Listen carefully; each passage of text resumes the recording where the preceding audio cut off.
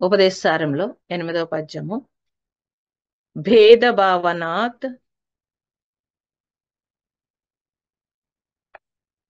సోహమిత్యసౌ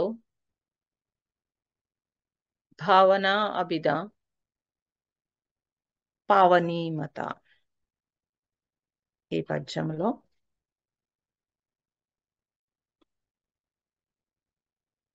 అద్వయ దర్శనం చెప్పాము. త్వం పదార్థ శోధన. త్వం పదార్థ శోధన అంటే, త్వం అంటే ఎవరండి? త్వం అంటే మీరే. సో త్వం పదార్థ శోధన అంటే నేను అనే అనుభవాన్ని శోధించటం అని అంటే మన గురించి మనం శోధించటం. ఇప్పటి వరకు మనందరం కూడా ప్రపంచం గురించి శోధించడం తెలిసి తప్పించి మన గురించి మనం శోధించడం తెలియదు. ప్రపంచం గురించి శోధించటం మొదలుపెట్టి ప్రపంచ వ్యామోహాల్లో ఉండిపోవడమే తప్పించి ఆ ఇరుక్కుపోయి ఉండిపోవడం. గురువు ఆ ఇరుక్కుపోయిన మిమ్మల్ని బయటికి లాగాలి. అదే గురువు డ్యూటీ. మేము అంత ఇరుక్కోలేదండి, రోజు మీ క్లాస్ వింటున్నాం కదా వారానికి ఒకసారి అని అంటే, వారానికి ఒకసారి అప్పుడప్పుడు వింటారు. మిగతా టైం అంతా ఏం చేస్తారు? శరీర పోషణార్థము ఏం కాదు. ఎందుకంటే అసలు ఫుడ్ లేకపోతే శరీర పోషణార్థం. మనకు ఫుడ్ ఉంది కానీ కంఫర్ట్స్ ఎక్కడైనా తగ్గుతాయేమో అని భయపడి పరుగులు పెడతాం మనం. సో అంటే ప్రపంచ వ్యామోహాల్లో ఇరుక్కుని ఉండి అవి ఎక్కడ తగ్గకుండా చూసుకోవడానికి పెట్టే పరుగులు జీవితం అని డిసైడ్ అయి ఉన్నారు. కాబట్టి అక్కడి నుంచి బయటికి లాగడానికి గురువు. అయితే మిమ్మల్ని మీరు గుర్తించాలి అన్నప్పుడు ఎలా గుర్తించాలి? నేను అనేది శోధించాలి. శోధించకుండా నేను అనే జ్ఞానం కలగదు. అదొక జ్ఞానమే. అయితే ఈ శోధన అనేదే లేనివారు, శోధించటానికి వెనకాడేవారు ద్వైతులుగా మిగిలిపోతారు. అంటే భగవంతుడు వేరు నేను వేరు అని మిగిలిపోతారు. ఎప్పుడైతే ఆ నేనును శోధిస్తారో లోపలే భగవంతుడున్నాడు అని తెలిసినప్పుడు మీరు పడిపోతారు. ఇంకా ఉన్నది ఎవరు? భగవంతుడు మాత్రమే. సో ఇది కొంచెం కష్టం. ఎందుకంటే బాగా స్థూలంగా అలవాటు పడిపోయి ఉన్నాం. ఎంత స్థూలంగా అంటే నేను అంటే నా పేరు, నా ఊరు, కులం, గోత్రం, లేకపోతే మతం, ఇవన్నీ బాగా ఇంకా ఇంకా దాని తర్వాత మళ్ళీ శరీరానికి వచ్చేస్తారు. ఎలాగా? అవన్నీ గోత్రాలు, కులాలు అన్నీ ఒక ఒక స్టాండర్డ్. దాని తర్వాత ఇంకొంచెం కిందకు వచ్చేస్తారు. నేను అనగానే నా డబ్బులు, నా దశకం, నా ఇల్లు, నా చుట్టూ ఉన్న వాళ్ళు, నా పెన్ను, నా పెన్షిల్, టోటల్ అన్ని ఇవన్నీ నేనే. అందుకే కదా అవి ఏమన్నా పోతే గాబరా వస్తుంది, అవన్నీ పోతే బెంగ వస్తుంది. ఇలా ఇలా నేను అంటే ఒక ప్రపంచం ఉంది. మనమే సృష్టించుకున్నాం ఈ ప్రపంచంలో. ప్రతిదాన్ని ఇది నాది కింద పెట్టుకుని అందులో కలిసిపోయి నేను అయిపోయాను అది కూడా. అందుకే ఏదన్నా పోతే బెంగ వస్తుంది. అందులో ఖరీదైన పోతే ఇంకా గుర్తుకొస్తుంది. ఖరీదు తక్కువైతే మర్చిపోతాం. అంటే ఆ ఖరీదుకి ఇంపార్టెన్స్ ఇచ్చాం బాగా బుద్ధిలో బలంగా. ఇదంతా టోటల్ ప్రపంచం. దీన్ని ద్వైతం అన్నారు. ద్వైతం అంటే అన్ని అన్నీ కూడా నాతో కలిపేసుకుని నేను అనగానే నేను ఒక పెద్ద ముద్దలా ఉంటాను. ఇందులో దేవుడు కష్టం అండి. ఇందులో దేవుడు కష్టం. కాబట్టి ఒక టోటల్ ప్రపంచంలో అంటే ఇప్పుడు చూడండి, ఇప్పుడు భగవంతుడు అన్నప్పుడు మనం ఇంట్లోనే మనం భగవంతుడు అంటే ఒక సెపరేట్ పెట్టాం. ఆ సెపరేట్ ఎలా పెట్టాము అని అంటే, ఇంక దాన్ని ముట్టుకోకుండా ఒక పూజా గది, ఒక పూజ సామాగ్రి మాత్రమే ఉంటుంది. ఈ ప్రపంచం అంతా అందులో పెట్టాం. మీ ఇంట్లో బీరువా అందులో పెట్టరు, సోఫా అందులో పెట్టరు, మంచం అందులో పెట్టరు, వంట సామాను అందులో పెట్టరు. అంటే బయట భగవంతుడికి ఒక ప్లేస్ ఇచ్చారు. ఒక ప్లేస్ ఇచ్చి, భగవంతుడు అంటే అనంతుడు కాబట్టి ఆయనకు ఒక సెపరేట్ మనం ఇచ్చేసాం. నా లోపల మాత్రం భగవంతుడికి స్థానం లేదు. బయట మాత్రమే భగవంతుడికి ఒక సెక్యూర్డ్ గా మనం ఏర్పాటు చేసాం. ప్రతిదీ పట్టుకెళ్ళి చెత్తబుట్టలాగా భగవంతుడి గదిలో పెట్టాం. ఇక్కడ మాత్రం చెత్తబుట్టలాగా అన్ని పోస్తాం. ఇది తీయడమే మా పని. ఓకే. కాబట్టి శోధించడం అంటే ఏమనుకున్నారు? శోధించడం అంటే ఏమిటి అంటే, ఏదైతే భగవంతుడికి ఉన్నతమైన స్థానం ఇచ్చామో ఆ స్థానం చుట్టూ ఉండే అన్నింటినీ తీసేయటానికే నేను శోధించటం. ద్వైతం అంటే ఏమనుకోకూడదు. భగవంతుడు వేరు నేను వేరు అనుకోవడమే ద్వైతము. అయితే ఇవన్నీ ఏమి శోధన లేకుండా అలాగే అట్టే పెట్టేసుకుంటే నువ్వు ద్వైతులుగానే మిగిలిపోతావు. అద్వయ ధ్యానం అంటే అద్వయ ధ్యానం అంటే మళ్ళీ అద్వయ ధ్యానం అని పేరు పెట్టకూడదు. అంటే అద్వయం అంటే ఏకత్వము. ఆ భగవంతుడు నేను వేరు కాదు అని నేను తెలుసుకుని ఆయన కోసము అన్వేషించడమే ధ్యానం.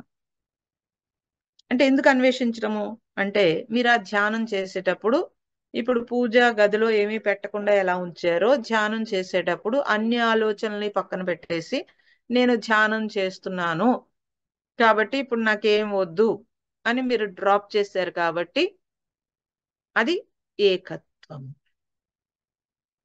అంటే అనేకం నుంచి కాసేపు పక్కకి తొలగారు కాబట్టి అది ఏకత్వం. అనేకంతో కలిసిపోతే ద్వైతం. ఈ డిఫరెన్స్ మీరు చూసుకోవాలి. చూసుకుంటే మీకు బాగా తెలుస్తుంది. అయితే మనం కొడుకుతో వ్యవహరించామనుకోండి, ఒక తండ్రిలాగా ఉంటాం లేకపోతే తల్లిలాగా ఉంటాం. భార్య భర్త ఒక పోస్ట్, మన తల్లిదండ్రులు ఒక పోస్ట్. అంటే ఎవరితో ఏం వ్యవహరించాలో అలాగే వ్యవహరిస్తాం. ఇప్పుడు అత్తగారు ఉన్నారనుకోండి, చాలా వినయంగా ఉంటారు. అత్తగారు కాబట్టి కొంచెం వినయంగా ఉండాలి, లేకపోతే తిడుతుందనో లేకపోతే ఊరంతా మన గురించి చెడ్డగా చెప్తుందనో భయం వేసి వినయంగా ఉంటారు. భర్త దగ్గర వినయంగా ఉంటారు ఏంటండి? ఆవిడ దగ్గర చిరాకు కూడా ఆయన దగ్గర చూపిస్తారు. ఎందుకు అంటే, నా భర్తే కదా, కలిపేసుకున్నాను, అందుకని నా షేడ్ మారిపోయింది. ఇంకా ఇంకా భర్త దగ్గరైనా కొంచెం వినయంగా ఉంటారు. ఎందుకని? తిడతాడనో లేకపోతే ఏదో డబ్బులు తేడానో లేకపోతే నన్ను సరిగా ఏదో ఉంటుంది. పిల్లల దగ్గరికి వచ్చేటప్పటికి ఇంకా నా స్వతంత్రం నేనేం నటించక్కర్లేదు. పిల్లల దగ్గర యాజ్ ఇట్ ఈజ్ గా ఎలా ఉన్నానో అలా ఉంటాను. సో పాత్ర అదే నేను. ఇక్కడో పాత్ర పోషించాను, ఇక్కడో పాత్ర పోషించాను, ఇక్కడో పాత్ర పోషించాను. శరీరానికి సంబంధించినంత వరకు ఇలా పాత్రలు పోషించి అందులో ఉన్నాను. ఇప్పుడు భగవంతుడి దగ్గర కూర్చున్నాను, ఏ పాత్ర పోషించక్కర్లేదు, అపాత్రుడుగా ఉంటాను. దాన్ని అద్వయ స్థితి అన్నారు. భగవంతుడి దగ్గర నేను నటించక్కర్లేదు. ఇంకా అక్కడ కూడా నటించేస్తున్నారు జనాలు, వేష భాషలతోటి లేకపోతే భగవంతుడికి గిఫ్ట్లతోటి అక్కడ కూడా నటించేస్తే ఏం చేయలేం. పాపం అలవాటు పడిపోయిన నటన కంటిన్యూ అయిపోతుంది అనాలి. అలవాటు పడిపోయిన నటన కంటిన్యూ అయిపోతుంది. ఒక గురువు దగ్గర, భగవంతుడి దగ్గర అసలు నటించకూడదండి. యాజ్ ఇట్ ఈజ్ గా ఉండాలి. అందుకే నేను ఇంత చనువిచ్చి, ఎందుకంటే ఎక్కడ పాపం భయం లేకుండా వాళ్ళకు ఉండాలి, అంత ఫ్రీగా మాతో మాట్లాడుకోవాలి, అంత ఫ్రీగా చెప్పుకోగలగాలి అనే అనడం కోసమే, దానికోసమే ఆ భయం ఏమీ లేకుండా అంత చనువు ఇవ్వడం జరుగుతుంది. చనువిస్తే చంకెక్కుతారు కూడా, ఆ ఇబ్బంది కూడా ఉంటుంది. ఉన్నా కూడా చాలా వరకు ఆ చనువు ఇవ్వడం జరుగుతుంది. ఎందుకని? ఇంకా మిగతా అన్ని చోట్ల మనకి రకరకాల ఘర్షణలు, రకరకాల ఇబ్బందులు ఉంటాయి. భగవంతుడి దగ్గర, గురువు దగ్గర ఒక ఫ్రీనెస్ ఉంటుంది, అంత ఇబ్బంది ఉండదు. అది మనం తెలుసుకోవాలి. ఇంకా అక్కడ యాజ్ ఇట్ ఈజ్ గా ఉన్నాం, ఏ పాత్ర లేదు, పాత్ర పోషణ లేదు, ఏమీ లేదు. మరి ఎలా ఉన్నావు? నేనుగా యథార్థంగా ఉన్నా. అది నేను. అంటే ఏ పాత్ర లేకుండా ఉన్నప్పుడు నేను. మరి ఈ పాత్రలన్నీ ఉన్నప్పుడు నేను, లేకపోతే ఒక ఉద్యోగం చేశాను, ఒక ఉద్యోగ అనే పాత్ర, అక్కడికి వెళ్ళేటప్పటికి బాసు లేకపోతే ఆఫీస్లో వర్క్, ఇవన్నీ కూడా రకరకాల. బాస్ దగ్గరికి వచ్చేటప్పటికి ఒక అలర్ట్నెస్, క్లర్క్ దగ్గరికి వచ్చేటప్పటికి ఒకలాగా ఇలా ఉంటుంది. మన పోస్ట్ దగ్గరకు వచ్చినప్పుడు ఒకలాగా, ఇలా రోజంతా నేను ముక్కలయ్యింది, నేను అన్నింటిలోకి వెళ్ళింది. అంటే నేను ఉద్యోగిని, నేను వ్యాపారిని, నేను భర్తని, నేను భార్యని, నేను తల్లిని, నేను కోడలిని. ఇలా నేను ఎన్ని రకాల ముక్కలు కావాలో అన్ని రకాల ముక్కలయింది. దీన్ని మీరు జాగ్రత్తగా వినాలండి. మళ్ళీ కొంచెం కన్ఫ్యూజ్ అయిపోతారు. నా బాధ అది. నేను విడగొట్టడానికే ట్రై చేస్తాను. సో మీరు జాగ్రత్తగా ఉంటే పట్టేసుకుంటారు. ప్రొద్దుటి నుంచి రాత్రి వరకు నేను ఏమైంది అంటే బోల్డ్ ముక్కలైంది. ఎక్కడికక్కడ నేను బోల్డ్ ముక్కలయ్యింది. అయితే ఇలాగే అవుతుంది. ఇది ప్రపంచం. ఓకే. మరి కావాలి కదండి ఈ స్థూల శరీరానికి అవసరాలకి ఇన్ని రకాలైన నేను వచ్చింది. ఇలా బరువైపోయింది. మరి మీరుగా ఎప్పుడు ఉంటారు? ఇది గుర్తు పెట్టుకుని, అర్రే ఇన్ని పాత్రలు పోషిస్తున్నాను కాబట్టి నేనుగా ఎప్పుడు ఉండాలి? అందుకే ఓ టైం ఇమ్మంట. ఓ టైం అంటూ మీకంటూ ఇయ్యాలి. ఇస్తే అప్పుడు కూడా ఇన్ని పాత్రలు పోషించిన నేను ఉంది చూడండి, అది అలా కంటిన్యూ అయిపోతూ ఉంటుంది. మీరేం చేశారు? ధ్యానము అని చెప్పి ఈ కంటిన్యూషన్ ఆపడానికి ధ్యానము, ఏకాగ్రత. ఇప్పుడు ఆ నేను తీసుకొచ్చి ఇక్కడ ఫోకస్ పెట్టారు. ఆ నేను తీసుకొచ్చి అక్కడ ఫోకస్ పెట్టారు. ఫోకస్ పెట్టి సో అంటే మిగతావన్నీ అన్ని నేనులు డ్రాప్ చేసి మీరుగా యథార్థంగా ఉన్నారు. ఆ ఉన్నప్పుడు అలా యథార్థంగా ఉన్నప్పుడు ఇమీడియట్లీ మనస్సు విశ్రాంతి తీసుకుంది. ఎందుకు విశ్రాంతి తీసుకుంది అంటే ఆ మనస్సు మీద పాపం అది వర్క్ ఎలా చేయాలి? ఇప్పుడు నేను భార్య పోస్ట్ అనుకోండి, ఇమీడియట్లీ మనస్సు భార్య పోస్ట్ లోకి ఫోకస్ రావాలి. ఫోకస్ రావాలంటే ఆయన మీద కోపం వచ్చింది అనుకోండి, గంతులు వెయ్యాలి. ఆయన మీద ఇష్టం వచ్చింది అనుకోండి, ప్రేమగా ఉండాలి. ఆయన మీద దెప్పాలనుకోండి, 100 రకాల వేషాలు వేయాలి. ఇన్ని రకాలుగా మనస్సు పాపం గంతులు వెయ్యాలి. ఆ తర్వాత బిడ్డ వస్తాడు. బిడ్డ వాడికి ఏం కావాలో చూడాలి. లేకపోతే వాడి అలకలు లేకపోతే వాడి వేషాలు అన్నీ నేను అబ్జర్వ్ చేసుకోవాలి. ఇది రెస్పాన్సిబిలిటీ. అంటే మనస్సుకి ఒక రెస్పాన్సిబిలిటీ, ఒక రిలాక్సేషన్, లేకపోతే ఒక ఏదో ఒత్తిడి. ఇలా ప్రొద్దుటి నుంచి సాయంత్రం వరకు మీ మనస్సు మీరు ఏ పాత్ర పోషిస్తే ఆ నేనులోకి దూరాలి. ఆ నేనులోకి వెళుతుంది పాపం. వెళ్ళి వెంటనే ఆ పాత్ర పోషణకి ఈ ఇంద్రియాలని కదపాలి. మొత్తం టోటల్ ఇంద్రియాలని కదపాలి. ఇంత వర్క్ చేస్తుంది. మీకు అసలు జాలేయట్లేదు ఆ మనస్సు మీద. ఇంత వర్క్ చేస్తోంది పాపం. ఇప్పుడు దాన్ని కాసేపు రెస్ట్ ఇద్దామని అనిపించట్లేదా? అనిపించదు. అనవసరమైన అన్ని పెట్టుకుంటారు. పోనీ ఇవన్నీ చేశారా? పోనీ ఇదంతా మీ పాత్ర, ఇదంతా ఓకే, మీరు చేశారు, ఇది అవసరం. మళ్ళీ పట్టుకెళ్ళి పక్కింటి ఆవిడ ఏం చేయించుకుందో ఆ మనస్సు పట్టుకెళ్ళి ఆ ఫోకస్ పెడతారు. లేకపోతే వాళ్ళు ఎవరో ఏం సంపాదించుకున్నారో ఎంక్వైరీ చేస్తారు. వీళ్ళెవరో ఏం చేశారో, ఎలాంటి జాబులు చేస్తున్నారో ఎంక్వైరీ చేస్తారు. ప్రపంచ రాజకీయాలన్నీ ఏమైపోతున్నాయో ఎంక్వైరీ చేస్తారు. ఇన్ని పెట్టుకోవాలి మీరు పాపం. ఇన్ని మీరు పెట్టేసుకున్నారు. మీకు కాదు బరువు, నాకు. ఇన్ని మీ దగ్గర నుంచి వదిలించాలి. ఓకే. మరి నన్ను చూస్తే మిమ్మల్ని చూస్తే నేను జాలి పడుతున్నాను. నన్ను చూస్తే కూడా మీరు జాలి పడాలి. అస్సలు జాలి పడరు బొత్తిగాను. కొద్దిగా కూడా జాలి పడరు. ఇంత చెత్త ఉంది పెట్టుకున్నారు. ఓకే. ఈశ్వర ఇలాంటి బిడ్డల్ని ఇచ్చావా అని ఓ దండం పెట్టుకుంటాను. తప్పించి అంతకంటే ఏం చేయలేం. ఇట్స్ మై డ్యూటీ అనుకున్నప్పుడు బాధ్యత ఉంది. బంధం ఉండదు, బాధ్యత ఉంటుంది. ఓకే. కాబట్టి ఎవరైతే భగవంతుడి వైపు జర్నీ చేస్తారో, చేయాలనుకుంటున్నారో వాళ్ళకి తెలియజేయడం మా డ్యూటీ అని. ఎప్పుడైతే మనం ఆ డ్యూటీ, ఆ ఉద్యోగం తీసుకున్నామో ఈ ఉద్యోగానికి జీతం బత్యం ఏమి ఉండదు. ఏమీ లేకపోయినా కేవలం అంటే ఆ ఆ రూపాయి కాగితాలతో పని లేని పని, ఆ రూపాయి కాగితాలు సంబంధం లేని పని, అది భగవత్ కార్యం. ఎటువంటి రూపాయి కాగితాలతో సంబంధం లేని ఏ కార్యమైనా ఉంటే అది భగవత్ కార్యం. ఓకే, దేనితోటి లింక్ పెట్టుకోకూడదు.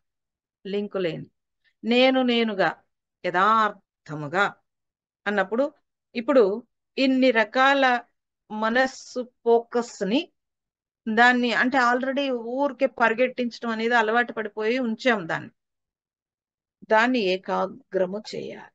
ఏకాగ్రతకి వెళ్తే అలా ఏకాగ్రతలో ఉండి అనేకం నుంచి బయటకు వచ్చేసి యాజ్ ఇట్ ఈజ్ గా ఉన్నప్పుడు మనస్సు లేని స్థితి మీరు యథార్థంగా నేను. అర్థమైందా? నేను అంటే అది నేను అంటే. ఓకే, అంటే దాని మీద ఎటువంటి ఫోకస్, ఎటువంటి పొడ అంటారు, ఎటువంటి పొడ లేకుండా ఉండే ఏకైక స్థితి. సో అన్నమాచార్య కీర్తన పొడగంటి మయా నేను పురుషోత్తమ అంటే పురుష అంటే ఆత్మ. సో ఆత్మని తెలుసుకోలేకపోయాను. ఆ పురుషోత్తమ అన్నప్పుడు ఆ ఉత్తమమైన స్థితి అది. దాన్ని పొడగన్నాను అంటే దాన్ని నేను మర్చిపోయాను. మర్చిపోయి అనేకంలోకి వచ్చేసానని ఎంత గొప్పగా పాడాడు ఆయన. ఆ స్థితిలోకి వచ్చి పాడితే అలాగే ఉంటాయండి. మన మామూలు స్థితిలో పాడితే ఇలాగే ఉంటాయి, రకరకాలుగా ఉంటాయి.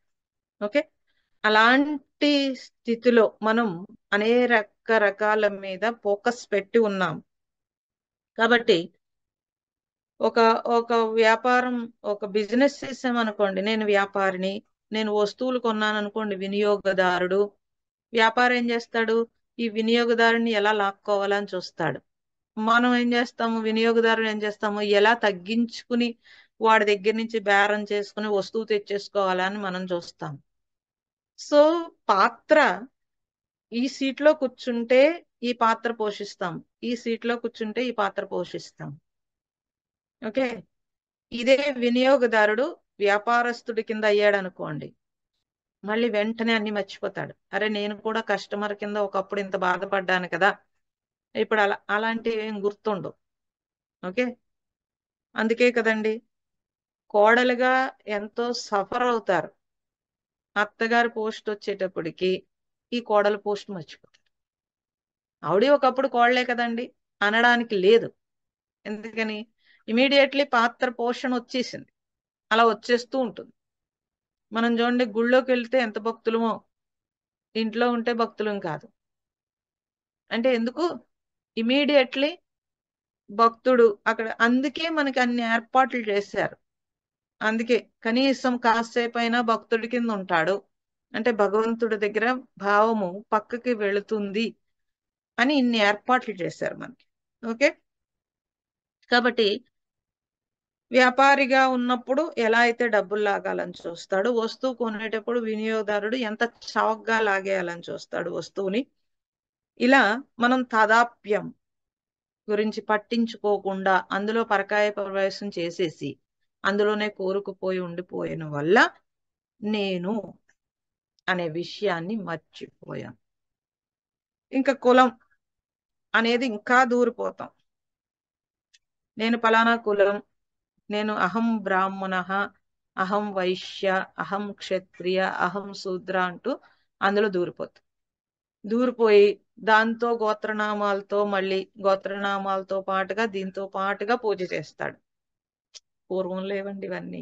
ఆది మానవుల దగ్గర నుంచి పరిణామ క్రమంలో ఎదిగినప్పుడు ఇంత సొదలేదు, రాను రాను వచ్చేసింది.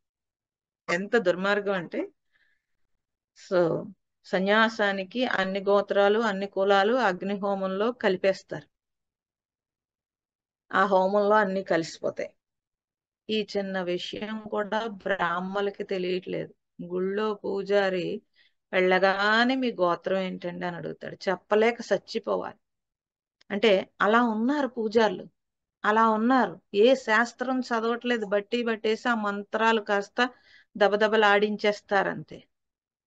సో మొన్న కూడా టెంపుల్లో విజయనగరం ఇవన్నీ వరుసగా వెళ్ళొచ్చాం. టెంపుల్లో అన్నింటిలో ఆయన గోత్రం అడిగితే భగవత్ప్రీత్యర్థం.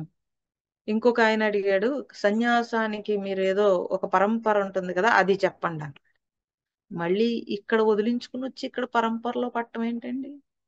అదే అడిగాను నేను. ఏమండి అక్కడ వదిలించుకుని వచ్చి మళ్ళీ ఈ పరంపర గోత్రంతోనే పూజ చేయాలా? భగవత్ప్రీత్యర్థం చేయండి ఆయన అని చెప్తే, భగవత్ప్రీత్యర్థం ఏం పెట్టమంటారని అడిగాడు.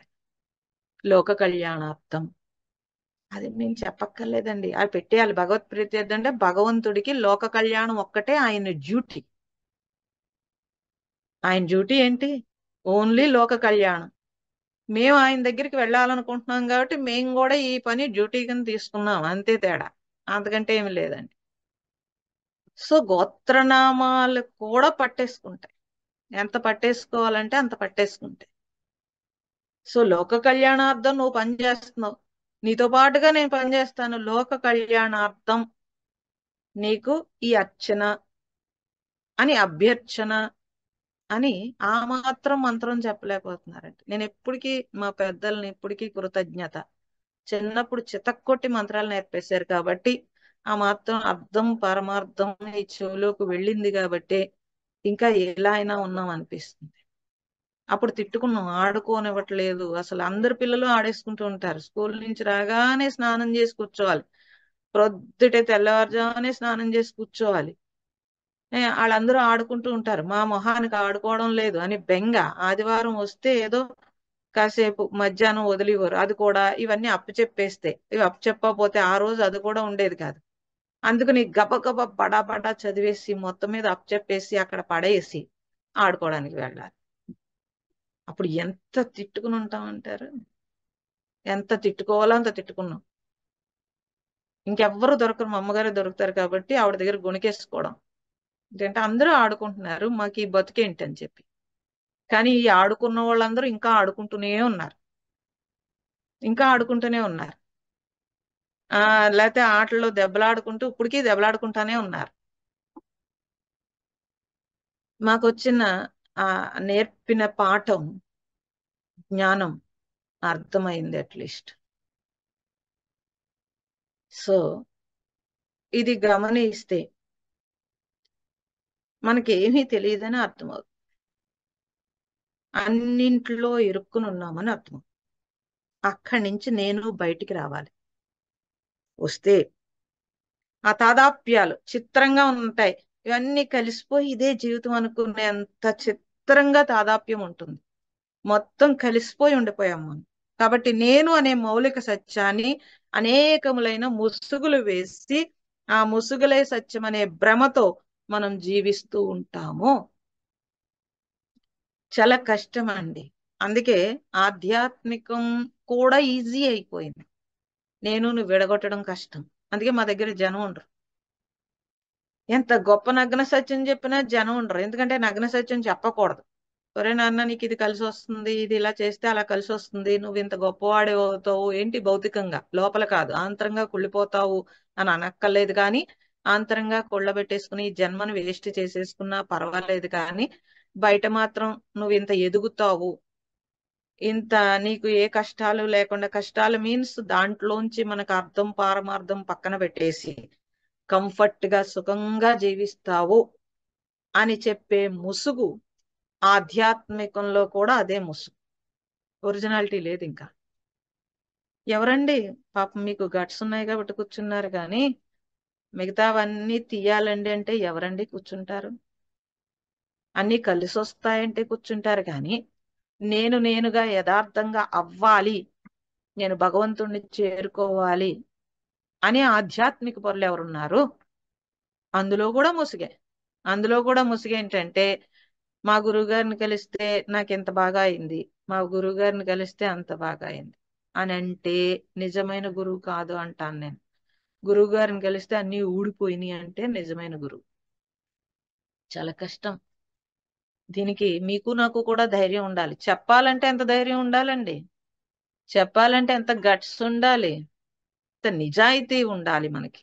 భగవంతుణ్ణి చేరుకోవాలంటే ఫస్ట్ కావలసిన ప్రథమ గుణం ఏంటంటే నిజాయితీ అండి.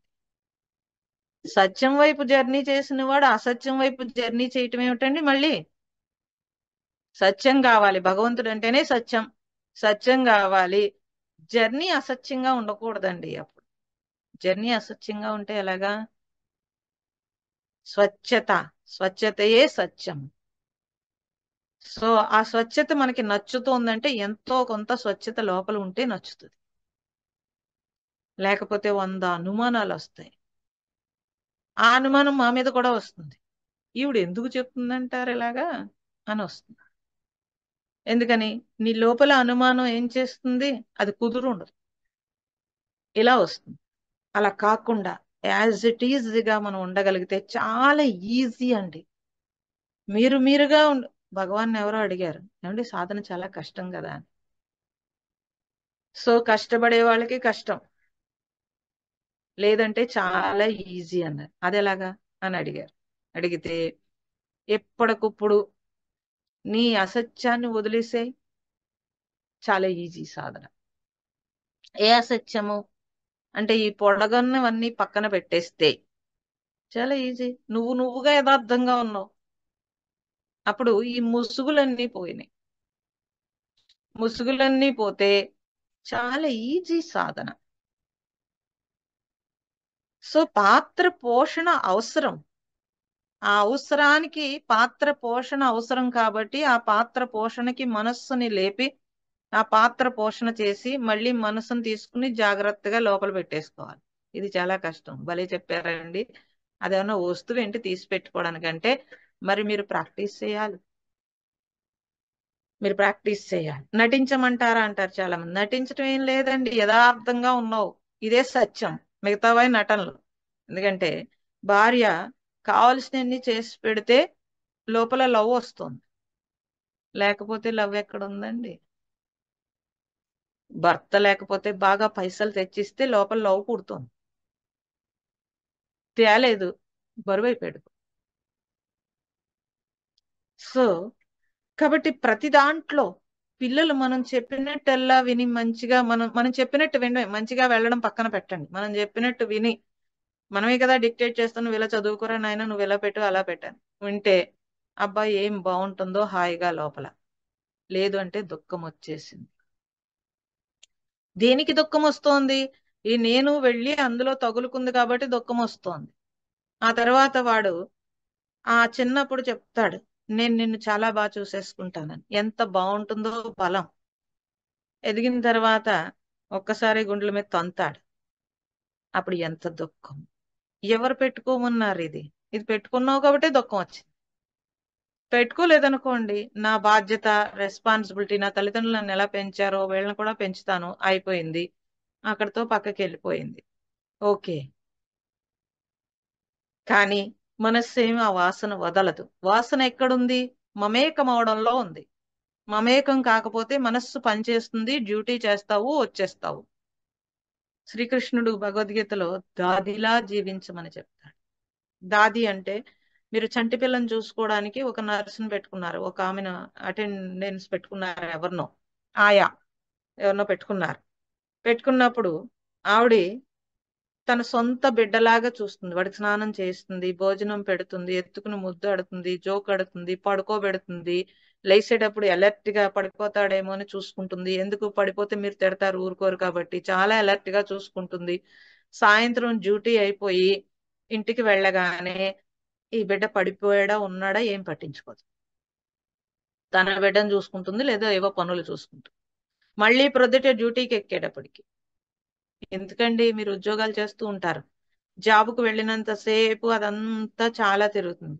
గేటు దాటి ఇంటికి రాగానే ఆఫీస్ వదిలేసి అమ్మయ్య మన కార్యక్రమం వచ్చు, మీకు ఇది చేయడం వచ్చు. కానీ ఈ మైండ్ లో ఏమీ లేదు, ఈ పోస్ట్ పక్కకు పోయింది. అలా అంటే ఇవన్నీ ఎందుకు చెప్తున్నాను? ఆల్రెడీ తెలుసు, మీరు ప్రత్యేకంగా నేర్చుకోక్కర్లేదు. ఆల్రెడీ మనకి మనస్సుని కొన్ని వాటి మీద ఫోకస్ పెట్టి వెనక్కి తీసుకొచ్చేయడం తెలుసు. ఓకే. అలా మీరు యాజ్ ఇట్ ఈజ్గా నేనుగా ఉండడానికి ప్రయత్నం చేయాలి.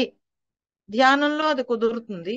లేదా ఉట్టప్పుడు కూడా కాస్త ఖాళీగా ఉన్నారు, మొక్కల్లో తిరుగుతున్నారు అనుకోండి, వెంటనే నేను పడిపోతుంది. మీరు మీరు చేయక్కర్లేదు. మొక్కలు అంత ఆహ్లాదాన్ని ఇస్తాయి, నేను పడిపోతాను. అప్పుడు కూడా ఒకవేళ ఏదైనా గుర్తుకొస్తుంది అనుకోండి, మీరు ప్రయత్నపూర్వకంగా డ్రాప్ చేసేయడం అనేది నేర్చుకోండి. పాత్రలో ఇరుక్కోకుండా, పాత్రలో మమేకం అవ్వకుండా కర్తవ్యం మాత్రమే చేయగలిగితే, ఇదే శ్రీకృష్ణుడు చెప్పాడు ఏమనంటే, ఫలితం ఆశిస్తే పాత్రలో కూరుకుపోతావు, ఫలితం ఆశించకుండా పని మాత్రమే నా డ్యూటీ అని నువ్వు చెయ్యగలిగితే, ఇక్కడ దాన్ని ఏమంటారంటే చిన్న దండలో దారం లాగా లోపల ఉంటుంది, అది పట్టుకోగలగాలి. పట్టుకోగలిగితే easy, it's my duty, perfect గా చేయాలి. అక్కడి నుంచి బయటకు వచ్చిన వెంటనే నా మనస్సు యాజ్ ఇట్ ఈజ్ గా నా దగ్గరికి వచ్చేసారు. నన్ను అడుగుతుంటారు, ఇంతమంది ఏడుస్తూ బోల్డ్ స్టోరీలు వింటారు కదా, అవన్నీ గుర్తుకుండవా అంటే, అక్కడ కూర్చున్నంతసేపు చాలా శ్రద్ధగా వింటాను. వాళ్ళు చెప్పింది దైవమే చెప్తున్నట్టుగా వింటాను. వాళ్ళకి సరైన సలహాయో లేకపోతే నేను చేయగలిగిన సహాయం ఏదో నేను చేసేస్తాను. బయటికి రాగానే వాళ్ళు ఏం చెప్పారో మర్చిపో, లేకపోతే చచ్చిపోతామండి. తెల్లారి లేస్తే ఎంతమంది ఉంటారు. అందరూ డిప్రెషన్ వాళ్ళు ఎక్కువ. నాకు ఇప్పుడు కొంచెం తగ్గించాను, కానీ ఎక్కువగా డిప్రెషన్, సూసైడ్ కేసులు ఇవే ఉండేవి. రోజుల తరబడి ఏడుస్తూ ఉంటారు. ఇంట్లో వాళ్ళందరూ గోల పెట్టేసేవారు, ఈ ఏడుపులేంటి ఇంట్లో అని. అయినా సరే, సో అది మళ్ళీ వెనక్కి రాకుండా అక్కడ ఉన్నంతసేపు మన బాధ్యత, వాళ్ళని చూసేటప్పటికి మన బాధ్యత ఏంటి చేసేయడం, అయిపోయింది. మోస్తే చాలా కష్టం అండి, మోస్తే చాలా కష్టం. సో ఇంకా బోల్డ్ కబుర్లు చెప్తారు, అమ్మా ఇంకా మీరు లేకపోతే మేము ఉండమని. సో తగ్గిందా, మర్చిపోయి వెళ్ళిపోతారు. ఓకే ఓకే, అందుకే వచ్చారు, వెళ్ళిపోయారు, అయిపోయింది. సో ముందే అడుగుతాను నేను, నువ్వు ఎందుకు వచ్చావు? బాధ తీసుకోవడానికి వచ్చావా, భగవంతుడి కోసం వచ్చావా? బాధ తీసుకోవడానికి వచ్చావు, భగవంతుడి కోసం వచ్చామంటారు, కాదు బాధ తీసుకోవడానికే వస్తారు. బాధ తగ్గిపోయాక వెళ్ళిపోతారు. కొంతమంది భగవంతుడి కోసమే ఉండిపోతారు.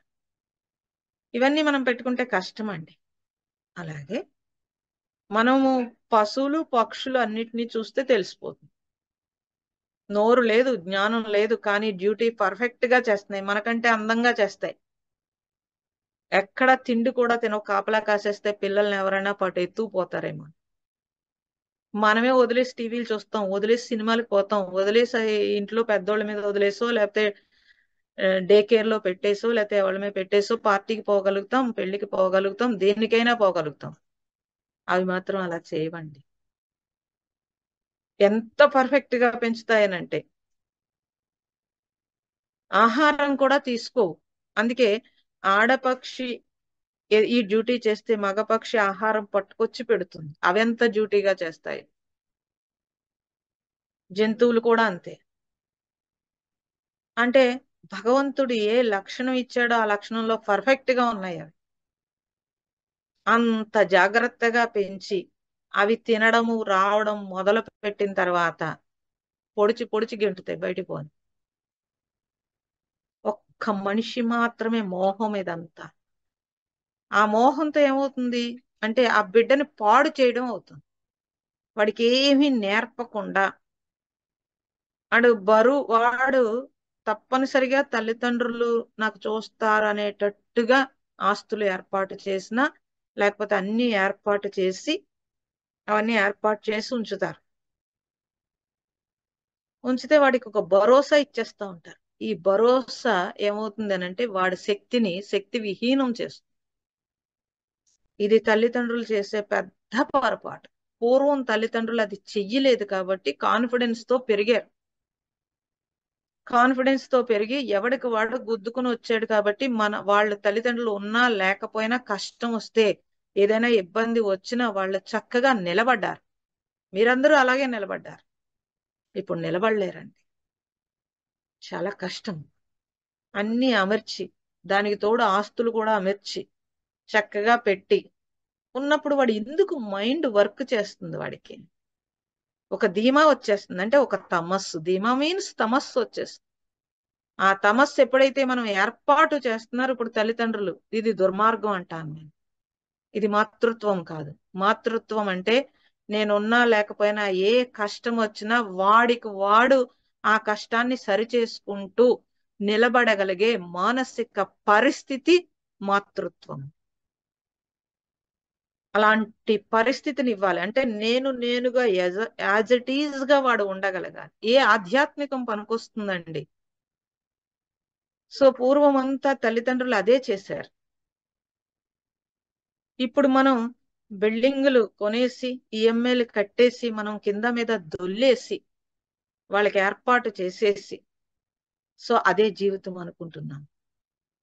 ఎప్పుడైతే చిన్నప్పటి నుంచి కొద్ది కొద్దిగా కష్టపడటం అనేది వాడు నేర్చుకుంటాడో పెద్దయిన తర్వాత పెద్ద కష్టం అనిపించదు వాడికి. కానీ అది ఇవ్వరు. అది ఇవ్వకుండా చిన్నప్పటి నుంచి సుఖం ఇచ్చేసి ఒకేసారి వదిలేస్తారు. ఇది వాడి మానసిక ఒత్తిడికి కారణం. ప్రతి బిడ్డకి మానసిక ఒత్తిడికి కారణం అది. మాకింత డబ్బు ఇవ్వలేదు, నీకు ఇచ్చేం కదా అంటే రూపాయలు నవ్వులుతాడు ఏంటండి? లోపల బలం లేకుండా రూపాయలు నవ్వలేడుగా. ఏం చేసుకుంటాడు రూపాయలు? ఏ రూపాయలు లేకపోయినా లోపల మనోధైర్యం ఉంటే బ్రహ్మాండంగా బతికేయగలుగుతారు. మీరు బ్రతకలేదు, ఇక్కడి నుంచి అక్కడికి వెళ్ళి చాలా తిప్పలు పడి ఎన్ని తిప్పలు పడి బతుకుంటారు. మరి అలాంటి తిప్పలు వాళ్ళకి ఎందుకు నేర్పట్లేదు? వాళ్ళకి ఎందుకు ఇయ్యట్లేదు? కష్టపడకూడదు, సుఖపడాలి అనే మానసిక పరిస్థితిని ఇస్తే ఆ మానసిక పరిస్థితిలో వాడు సుఖాన్వేషంలో ఇరుక్కుపోయి జన్మ వేస్ట్ అయిపోతుంది కదా. ఎక్కడ కష్టం వస్తే అక్కడ నేర్చుకుంటారు ఎవరైనా సరే. సో ఆ ఇరుక్కుపోవడం అనేది ఇది తల్లిదండ్రుల యొక్క అంటే అజ్ఞానం. ఇరుక్కుపోవడం నేర్పడం అనేది అజ్ఞానం. కాబట్టి ఆ నేను అనేది యాజ్ ఇట్ ఈజ్ గా ఉండడం అనేది తెలిస్తే ఈ దేనికి కష్టం అనిపించదు. కాబట్టి ఆ ముసుగులు ఏవైతే ఉన్నాయో మౌలిక సత్యం మనకు తెలిస్తే మన బిడ్డలకు నేర్పుతారు. మా తాపత్రయం మీరు బాగుపడే కంటే వెనక జనరేషన్ పాడు చేయకుండా ఉండడం, ఇదే మా తాపత్రయం. అట్ సేమ్ టైం మీరు బాగుపడటం కూడా. ఎందుకని అంటే ఇటు బాగుపడుతూ ఉంటేనే వెనక జనరేషన్ పాడవకుండా ఉంటుంది.